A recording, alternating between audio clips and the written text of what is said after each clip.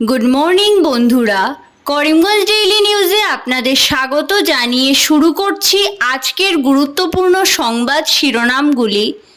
ধর্মনগর শিলচরের মধ্যে চলা প্যাসেঞ্জার ট্রেন সপ্তাহে দুদিনের পরিবর্তে দৈনিক করার আর্জি উত্তর পূর্ব রেল যাত্রী সংস্থার। বিস্তারিত থাকবে প্রতিবেদনে।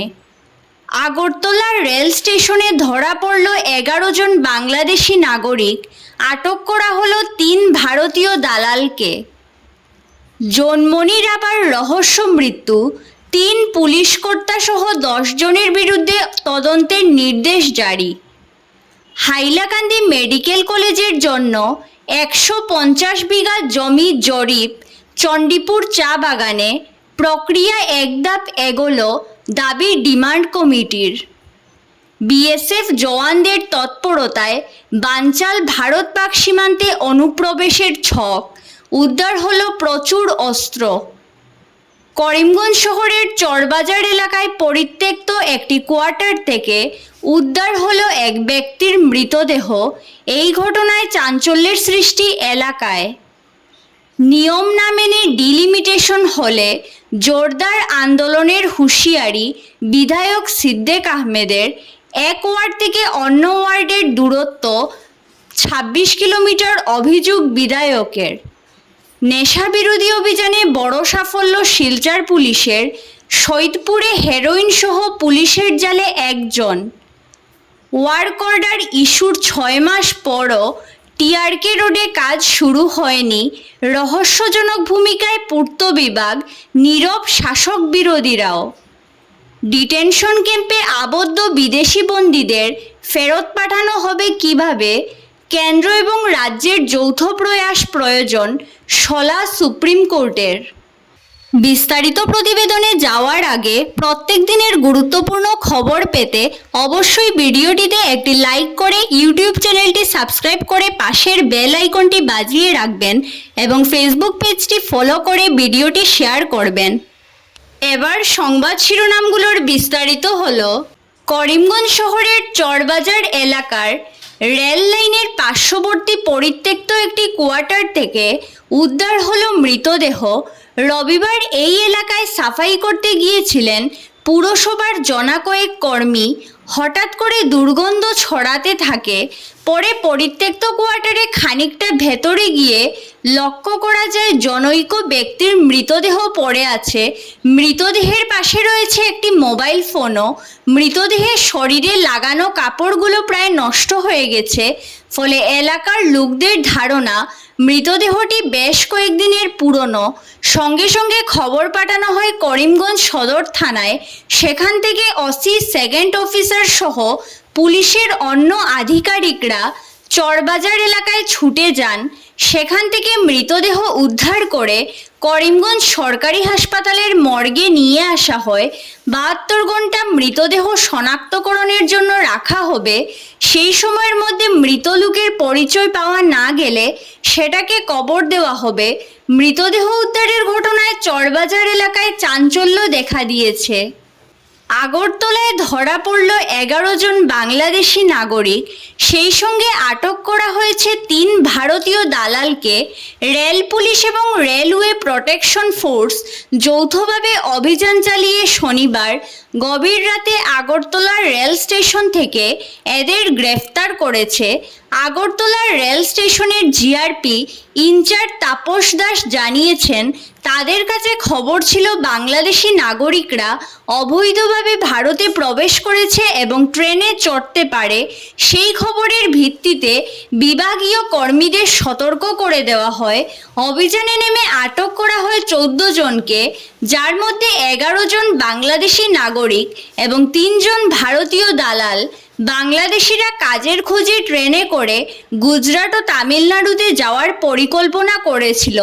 ধৃতদের কাছ থেকে কয়েকটি মোবাইল ফোন এবং ভারতীয় ও বাংলাদেশি মুদ্রা উদ্ধার করা হয়েছে।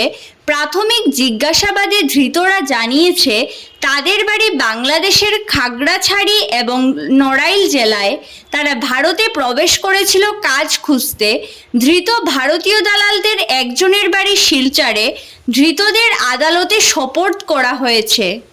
ধর্মনগর শিলচর প্যাসেঞ্জার ট্রেন দৈনিক করার আর্জি উত্তর পূর্ব রেল যাত্রী সংস্থার ধর্মনগর শিলচরের মধ্যে চলা প্যাসেঞ্জার ট্রেন সপ্তাহে দুদিনের পরিবর্তে দৈনিক করার দাবি জানালো উত্তর পূর্ব রেল যাত্রী সংস্থার সাধারণ সম্পাদক তথা গৌহাটি হাইকোর্টের আইনজীবী সুব্রতজ্যোতি সরকার জানিয়েছেন, ধর্মনগর শিলচর ট্রেনটি খুবই গুরুত্বপূর্ণ, কারণ উত্তর ত্রিপুরার বহু লোক চিকিৎসার জন্য শিলচর আসেন। এছাড়াও বহু ছাত্রছাত্রী শিলচরে উচ্চশিক্ষা গ্রহণ করেন। সেদিকে লক্ষ্য রেখে এই ট্রেনকে সপ্তাহে দুদিনের বদলে দৈনিক করার দাবি জানিয়েছে সংস্থা।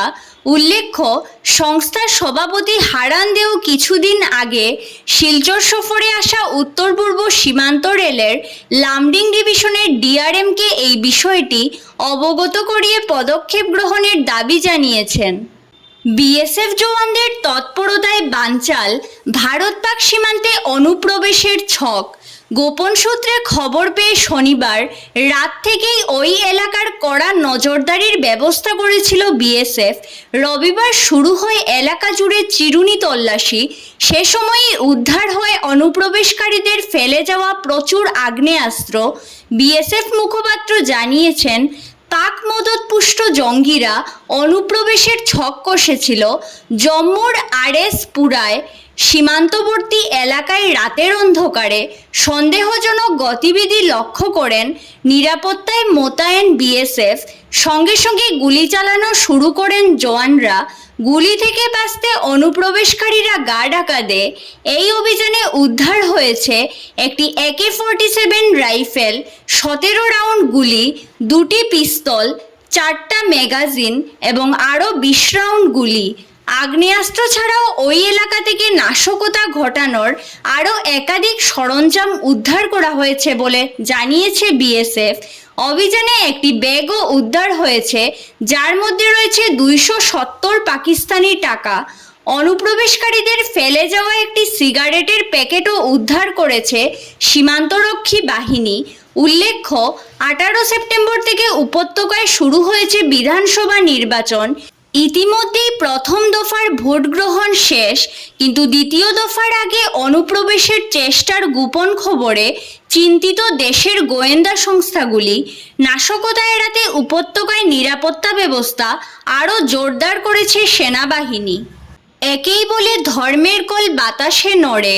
সিবিআইয়ের নির্দেশে নগাঁও জেলার 6 জন পুলিশ কর্তার বিরুদ্ধে বিভাগীয় তদন্ত ঘোষণা করা হয়েছে। জখলাবন্দা থানার ওসি পবন কলিতা, হয়বরগাঁওয়ের আইসি আভাজ্যোতি রাবা, নগাঁওয়ের টিএসআই উৎপল বৈশ্য, জখলাবন্দার এসআই জাকারিয়া চৌধুরী, মরিকলং থানার এসআই মনোজ বড়ুয়া, কনস্টেবল রেবো বড়ুয়া, মুজিবুর রহমান, এরা সবাই জন্মনির আবার মৃত্যু রহস্যের সঙ্গে জড়িত থাকার সন্দেহ। এদিকে পুলিশের কর্তারা চাপে পড়ে প্রাক্তন নগাঁও জেলার এসপি লীনা দোলে, লখিমপুর জেলার এসপি বেদান্ত মাধব রাজখোয় ও অতিরিক্ত পুলিশ সুপার রূপজ্যোতি কলিতার বিরুদ্ধে বিভাগীয় তদন্ত শুরু করা হয়েছে। এসআই জন্মনির আবার মৃত্যুর শেষ চার্জশিট নগাঁও জেলা আদালতে সিবিআই জমা করতেই নড়েচড়ে বসেছেন অসম পুলিশের শীর্ষ কর্তারা। প্রতিবেদনের পাতায় পাতায় লেখা আছে কিভাবে এসআই জন্মনির মৃত্যুর রহস্য লোপাট করতে গিয়ে হোমগার্ড থেকে শুরু করে পুলিশের সুপার পদমর্যাদার কর্তারা চেষ্টা চালিয়েছিল। ধন্যবাদ সবাইকে। আরও নতুন নতুন খবর পেতে করিমগঞ্জ ডেইলি নিউজ পেজটিকে ফলো করে সঙ্গে থাকুন।